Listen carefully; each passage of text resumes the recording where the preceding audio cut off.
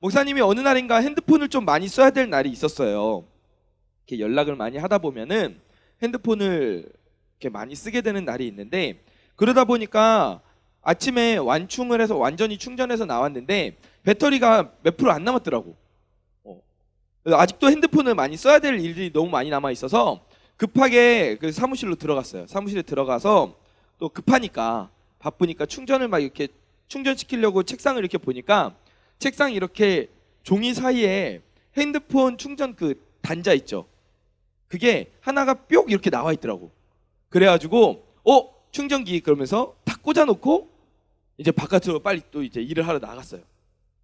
그리고 나서 한참 지나서 이제 또 핸드폰으로 전화를 해야 될 일이 있어서 사무실로 급하게 들어왔어요. 그리고 나서 핸드폰을 딱 꺼내서 딱 봤어요.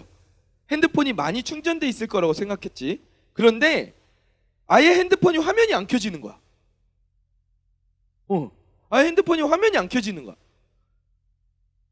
방전된 거예요. 뭐야?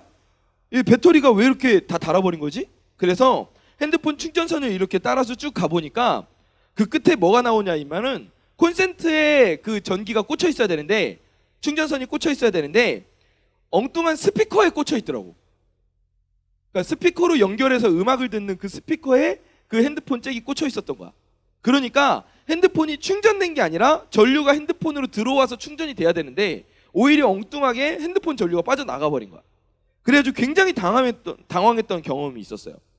사랑하는 우리 고등부 친구들, 이렇게 충전기를 통해서 핸드폰이 충전되듯이 우리도 교회 공동체를 통해서 충전되는 줄 믿습니다.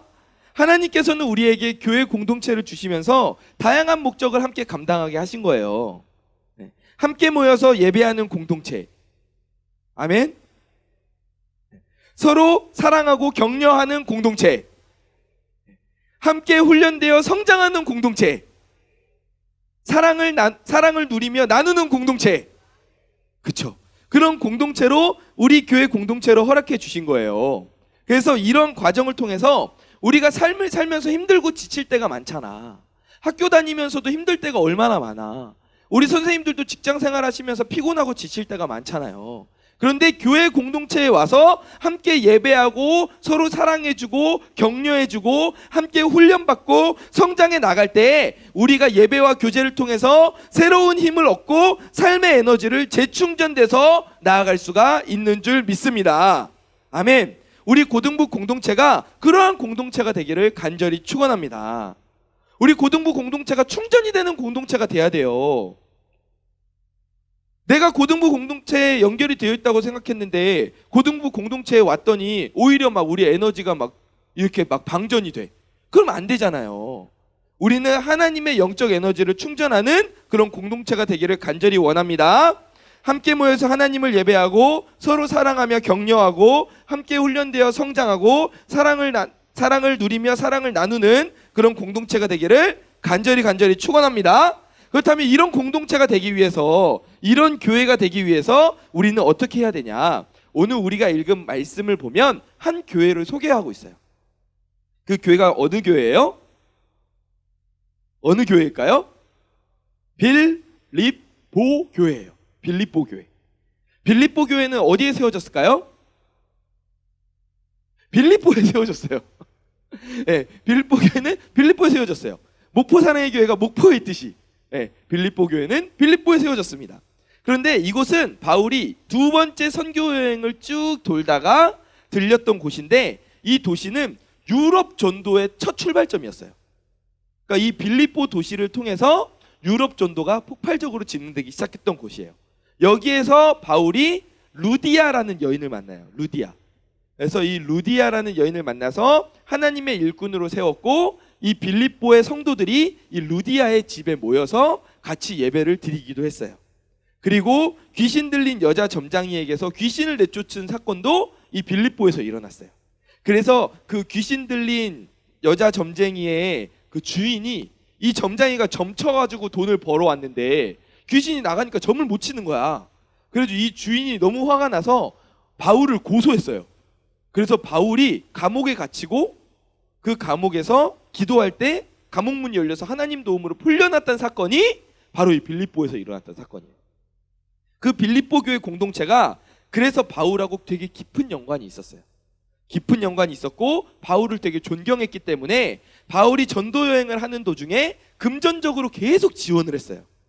빌립보 교회가 이렇게 모이면 또 지원해주고 모이면 지원해주고 해서 감옥에 갇혔을 때에도 나중에 에바브로디도를 보내서 바울에게 위문품을 전달할 정도로 이 빌립보 교회가 바울을 너무너무 좋아했고 너무 사랑하는 그 리더로 섬겼단 말이에요.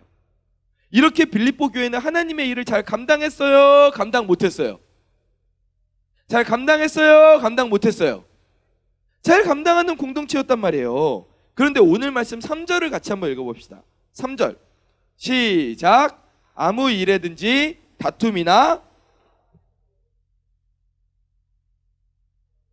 남을 낮게 여기고. 아멘. 지금 바울이 이 빌립보서는 빌립보 교회에다가 편지를 쓰는 내용이란 말이야. 그런데 편지를 쓰면서 뭐라고 말해요? 아무 일에든지 다툼이나 허영으로 하지 말래. 이 말은 뭐예요? 지금 빌립보 교회에 어떤 문제가 있다는 거예요? 서로 다투는 일이 있었어요? 없었어요? 있었다는 거예요. 허영으로 교만한 마음이 있었다는 거예요? 없었다는 거예요? 있었다는 거예요. 편지를 쓰는데 없는 내용을 쓰겠어? 당연히 있는 내용을 쓰겠죠. 그래서 그렇게 바울이 지금 이런 문제가 생기니까 빌립보 교회가 긍정적인 기능, 영적인 재충전의 기능을 감당하기가 지금 어려운 거야.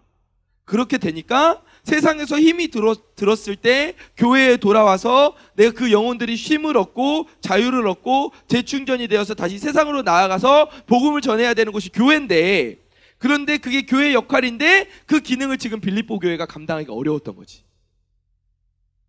그래서 쉼을 얻으러 왔다가 상처를 받고 가고 자유를 얻으려고 왔는데 그 마음에 분노와 미움이 생겨서 오히려 자유롭지 못하고 더 묶여버리는 일들이 이 빌립보 교회에서 일어나고 있었던 거예요. 그래서 바울이 이 상황을 보면서 너무 마음이 아파서 편지를 썼던 거예요. 그래서 바울은 빌립보 교회에 이 문제를 지적함과 동시에 한 가지 해결책을 함께 제시해 줬어요. 그 해결책이 무엇인지 함께 봅시다. 본문의 2절 말씀 함께 읽어봅시다. 시작. 마음을 같이하여 같은 사랑을 가지고 뜻을 합하며 한 마음을 품어. 아멘. 비슷한 말씀이 고린도전서 1장 10절에도 있어요. 같이 읽어봅시다. 시작. 형제들아, 내가 우리 주 예수 그리스도의 이름으로 너희를 권하노니 모두가 같은 말을 하고 너희 가운데 분쟁이 없이 같은 마음과 같은 뜻으로 온전히 합하라. 아멘. 사랑하는 우리 고등부 친구들, 바울이 어떤 해결책을 지금 제시했어요? 같은 말, 따라해봅시다. 같은 말, 같은 말, 같은 마음, 같은 뜻, 이 공동체가 돼야 된다는 거예요. 여러 마음이 아니에요. 여러 마음. 교회 공동체는 같은 마음과 같은 뜻을 가지고 같은 목표를 바라보며 나아가야 된다는 거예요. 그럼 어떤 마음을 같은 마음으로 품어야 돼요? 어떤 마음을 같은 마음으로 품어야 됩니까? 따라해 봅시다. 예수님의 마음. 예수님의 마음. 우린 예수님의 마음을 가져야 돼요. 예수님이 가지셨던 뜻을 가져야 할 줄 믿습니다. 예수님이 가지셨던 그 사역의 목표 지점을 우리도 함께 가지고 나아가야 되는 거예요. 그럴 때 우리가 한 마음 한 뜻으로 한 말을 하면서 나아갈 수가 있는 것입니다. 오늘 본문 5절 말씀 함께 읽어볼까요? 시작. 너희 안에 이 마음을 품으라. 곧 누구의 마음? 그리스도 예수의 마음이니. 아멘. 우리가 품어야 될 마음은 다른 누구의 마음도 아니에요. 바로 예수님의 마음입니다. 아멘. 그럼 예수님은 어떤 마음을 가지고 계셨어요? 우리가 많이 말할 수 있겠죠. 그렇죠? 근데 오늘 우리가 살펴볼 마음은 예수님의 순종의 모습을 함께 살펴보길 원해요. 순종. 자, 이어지는 6절에서 8절 말씀 본문 함께 읽어봅시다. 시작. 그는 근본 하나님의 본체시나 하나님과 동등됨을 취할 것으로 여기지 아니하시고 오히려 자기를 비워 종의 형체를 가지사 사람들과 같이 되셨고 사람의 모양으로 나타나사 자기를 낮추시고 죽기까지 복종하셨으니 곧 십자가에 죽으심이라. 아멘. 여러분, 예수님은 하나님과 동등한 분이에요. 같은 분이에요. 그런데 동등한 분이고 하나님 본인이셨고 충분한 능력이 있으셨음에도 불구하고 스스로 말씀하실 때 하나님과 동등하다고 말씀하지 않으셨어요. 오히려 우리를 향한 하나님의 마음을 예수님이 아시고 그 마음을 동일하게 가지기를 원하셨어요. 그래서 예수님은 이 땅에 사람의 모습으로 오셔서 자기를 낮추시고 십자가에 달려 돌아가시게 된 거예요. 우리를 너무 사랑하셨기 때문에 신이 사람이 된 거예요. 시간과 공간을 초월하는 존재가 우리의 한계, 시간과 공간의 한계 속으로 들어오신 거예요. 그 엄청난 사랑의 마음을 예수님이 가지고 오셨다는 거죠. 이 땅에 오셔서 가장 귀한 대접을 받아야 했고 가장 영광을 받으셔야 할 그분이 당시에 가장 흉악한 범죄를 지은 자들이 받아야 했던 그 십자가 형벌을 받고 모진 수모와 고난을 당하며 죽으셨어요. 근데 예수님이 이 모든 것에 어떻게 하셨어요? 순종하셨다는 거예요. 순종하셨다는 거예요. 고통스러웠고 너무나도 고통스러웠고 너무나도 수치스러운 일이었지만 하나님의 그 사랑의 마음을 아셨기 때문에 예수님께서 그 모든 것을 감당하셨고 그 하나님의 뜻에 순종하셨던 거예요. 우리도 마찬가지예요. 예수님을 닮으면 되는 거예요. 겸손의 모습으로 오셔서 하나님의 말씀에 순종하셨던 그 모습을 우리도 본받으면 되는 겁니다. 그러할 때 어떤 놀라운 결과가 일어납니까? 우리도 같은 말, 같은 마음, 같은 뜻을 가진 공동체가 되는 거예요. 인생의 충전을 이루는 교회 공동체, 하나님 나라를 누리며 나누는 공동체가 될 수 있는 것입니다. 물론 이게 쉽지는 않아요. 왜냐하면 우리는 서로 다르기 때문이에요. 각자 살아온 배경도 다르고 살고 있는 환경도 다르잖아요. 형제 자매가 아닌 이상 다르잖아요. 쌍둥이도 달라요, 심지어. 그죠? 지영이 쌍둥이지만 다르잖아. 같아요? 달라요. 네, 서로 다르단 말이에요. 가지고 있는 가치관도 다르고 각자 가지고 있는 장점도 은사도 달라요. 그러다 보니까 우리가 서로를 사랑하고 예수님이 하나님의 말씀에 순종하셨듯이 서로 순종하고 피차 복종하며 아끼고 섬기고 나아가야 되는데 그걸 우리가 못하고 있는 거예요. 내가 하고 있는 방법이 더 맞다고 생각하고 내가 하고 있는 생각이 더 옳다고 여기는 거예요. 그러면 같은 마음을 품을 수 있을까요? 없을까요? 없어요.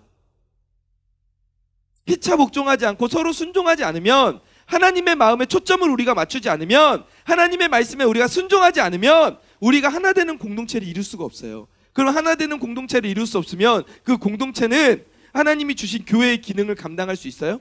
영적 재충전, 영적 충전기의 역할을 감당할 수 있을까요? 감당하기 어렵죠. 내가 예수님처럼 내 자아와 생각을 내려놓고 예수님이 대신 살아나게 하셔야 되는데 그걸 못하고 내 생각을 드러내면서 지내는 거예요. 순종하지 않는 거예요. 그래서 우리가 어떻게 해야 돼요? 우리의 생각을 내려놓아야 되는 거예요. 하나님께 순종하셨던 예수님처럼 우리도 하나님의 뜻에 순종하자는 거예요. 내 생각과 뜻을 내려놓고 하나님의 생각에 우리가 주파수를 맞춰보자는 거예요. 나도 그렇게 하고 내 친구도 그렇게 하고 우리의 이웃들이 그렇게 하고 우리 모든 공동체원들이 다 그렇게 할 때 우리는 통일된 하나님의 마음, 하나된 하나님의 뜻, 하나된 하나님의 말을 하는 그런 공동체로 새롭게 태어날 수 있다는 거죠. 아멘. 그러한 공동체가 될 때 로마서 15장 5절에서 6절에서 말씀하신 그 놀라운 역사가 일어나는데 어떤 역사가 일어납니까? 함께 읽어봅시다. 시작. 이제 인내와 위로의 하나님이 너희로 그리스도 예수를 본받아 서로 뜻이 같게 하여 주사 한 마음과 한 입으로 하나님 곧 우리 주 예수 그리스도의 아버지께 영광을 돌리게 하려 하노라. 아멘. 우리는 하나님께 영광을 돌리며 서로 섬기는 공동체가 되는 것입니다. 어떻게 할 때요? 우리가 우리의 생각을 내려놓고 하나님의 뜻과 하나님의 마음에 순종하며 나아갈 때 그 공동체를 이룰 수 있다는 거예요. 마태복음 5장 14절 말씀 함께 읽어보겠습니다. 시작. 너희는 세상의 빛이라. 산 위에 있는 동네가 숨겨지지 못할 것이요. 아멘. 너희는 다시 한번. 너희는 세상의 빛이라고 말씀하셨어요. 하나님은 우리를 세상의 빛으로 불러주신 줄 믿습니다. 그런데 여러분, 하나님이 우리를 한 가지 색으로만 불러주셨나요? 한 가지 색으로만 불러주셨나요? 현아는 무슨 색이에요? 현아는 빨개요. 헉! 옛날에 유행가 중에 그런 유행가 있었잖아요. 벌써 옛날 유행가가 됐네요. 네, 현아. 우리 각자 다 색깔이 달라요. 야, 현아, 네가 너무 안 웃으니까 목사님이 어떻게 해야 될지 모르겠다. 미안해요. 너무 반응이 없어가지고 당황했어요, 목사님이. 자, 보세요. 우리는 각자 색깔이 다 달라요. 각자 받은 은사가 다르다는 거예요. 어떤 친구는 푸른 빛으로 불러주셨고, 어떤 친구는 붉은 빛을 내게 하셨고, 어떤 친구는 노란 빛으로 부르셨어요. 다양한 은사를 가지게 하시고 다양한 성격을 주셨어요. 이렇게 우리가 다양한 색깔을 가지고 함께 할 때 어떤 일이 일어나요? 어떤 일이 일어날까요? 우리 사진 한번 보여주세요. 네. 여러분, 미술 시간에 본 적 있죠? 이 뭐예요? 빛의 삼원색이에요. 빛의 삼원색. 어떤 친구는 붉은빛, 어떤 친구는 녹색빛, 어떤 친구는 푸른빛이야. 그런데 그 빛을 가진 사람들이 한 곳을 향해서 비추는 거야. 목표를 한 곳으로 맞추고 같은 마음과 같은 뜻으로 한 곳을 향해서 비추는 거야. 그러면 어떤 결과가 일어나요? 그 빛들이 서로 만날 때 또 다른 빛이 나타나. 또 다른 색깔의 다양한 빛이 나타나고 다양한 은사들이 만들어지고, 그리고 그 빛은 더 강해질까요? 약해질까요? 강해지죠. 빛과 빛이 만났는데 훨씬 밝아진단 말이에요. 그리고 또 그 빛들이 또 만났어. 또 만났어. 계속 만났어. 그래서 한 곳에서 딱 만났어. 그러면은 그 빛은 더더욱 밝아질까요? 어두워질까요? 훨씬 밝아지고 그 빛이 무슨 색이 됩니까? 흰색이 돼요. 빛의 삼원색은 만나면 흰색이 돼요. 한 곳으로 초점을 맞춰서 쏘면 흰색 빛이 나와요. 여러분, 이런 거예요. 이런 거예요. 우리가 서로 다르지만 한 마음으로 한 곳을 향하여 하나님이 우리에게 주신 그 빛을 비출 때, 우리의 마음의 방향을 맞출 때 예수 그리스도의 흰 빛이 나타나게 되실 줄 믿습니다. 예수님이 드러나게 되실 줄 믿습니다. 우리가 생김새가 다르고 서로 모습이 모두 다르지만 한 곳을 바라보고 한 마음을 가져야 되는, 한 곳을 비춰야 되는 이유가 바로 이거예요. 한 사람 한 사람이 애를 써요. 더 많은 일을 하려고 노력해요. 아침부터 나와가지고 열심히 사역해요. 봉사해요. 그런데 서로 같은 방향을 못 보고 서로 다른 방향으로 달려가고 있어요. 그러면은 그 시너지가 발휘될 수 있어요, 없어요? 없지. 서로 다른 방향으로 달려가고 있는데 제자리에서 빙빙 맴돈단 말이에요. 고생은 직살나게 하고 영양가가 없어. 나아가지를 못하는 거야. 여러분, 너무 안타깝지 않아요? 힘은 힘대로 다 들고 고생은 고생대로 다 하고 내 시간과 에너지는 드릴 대로 다 드렸는데 우리가 더 나은 곳으로 나아가지 못하는 거야. 더 좋은 공동체로 나아가지 못하는 거야. 이거 너무너무 아쉬운 거예요. 너무 안타까운 거예요. 우리 각자가 최선을 다하는 것도 중요하지만 그 최선이 무엇을 닮아야 되냐면 예수님의 순종을 닮아야 된다는 거예요. 예수님의 마음을 닮아서 하나님의 마음을 알고 그곳을 향해서 우리가 함께 달려가야 되는 거예요. 이러한 과정이 쉬워요? 어려워요? 어렵지. 우리가 서로 다르니까 한 곳으로 서로 맞추는 게 어려워. 나는 이게 더 중요한 것 같은데 이거 비추고 싶은데 나는 이거 비추고 싶은데 마음이 나뉠 수 있단 말이에요. 어려워요. 그런데 그게 가능할 때가 언제냐면 우리 모두가 예수님의 마음을 품을 때, 한 사람 한 사람이 예수님의 마음을 품고 예수님께 집중하는 마음을 가질 때, 예수님께 순종하며 나아갈 때 우리가 그 놀라운 역사를 이룰 수 있는 줄 믿기 바랍니다. 아멘. 예수님께서 어떻게 하셨어요? 하나님과 본체와 영광이 모두 같은 분이야. 그런데도 자기를 비워서 십자가에서 죽으셨어요. 나의 생각을 내려놓고 예수님의 마음을 기준 삼아서 순종하며 나아갈 때 우리는 사람을 세우는 아름다운 공동체를 만들 수 있는 줄 믿습니다. 우리 고등부가 그런 하나님의 능력이 나타나는 공동체가 되기를 간절히 축원합니다. 말씀을 정리하겠습니다. 하나님께서는 혼자서도 완전하신 분이었어요. 그렇죠? 아니에요? 하나님 불완전하신 분이에요? 하나님은 혼자서도 충분히 완전하신 분이었어요. 그런데 하나님은 하나님, 예수님, 성령님으로서 서로 돕고 서로 의존하며 서로 순종하는 모습을 보여주셨어요. 그러함을 통해서 그 뜻을 이루어 가셨던 거예요. 여러분, 이 모습이 바로 하나님께서 우리에게 보여주시는 모범이고 본인 줄 믿습니다. 완전하신 하나님, 세상을 창조하신 하나님도 서로 도우셨어요. 겸손함으로 순종하며 나아가셨단 말이에요. 근데 하물며 불완전한 우리가, 피조물에 불과한 우리가 자기 자랑을 하고 나 혼자서 살아갈 수 있을까요? 그럴 수 있을까요? 그럴 수 없죠. 그렇게 해서는 안 되죠. 우리는 예수님을 닮아서 서로 존중하고 의존하고 순종하고 헌신해야 돼요. 따라해 봅시다. 상호 존중.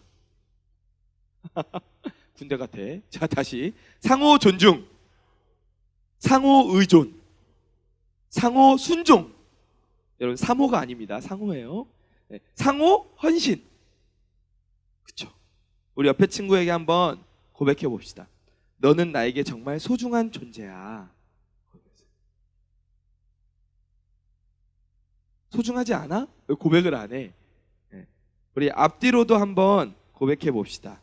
너는 나에게 정말 소중한 존재야. 넌 나에게 정말 소중한 존재야. 이 고백이 우리 진실된 고백이 되기를 원합니다. 너 같은 친구는 없어도 돼! 이게 아니라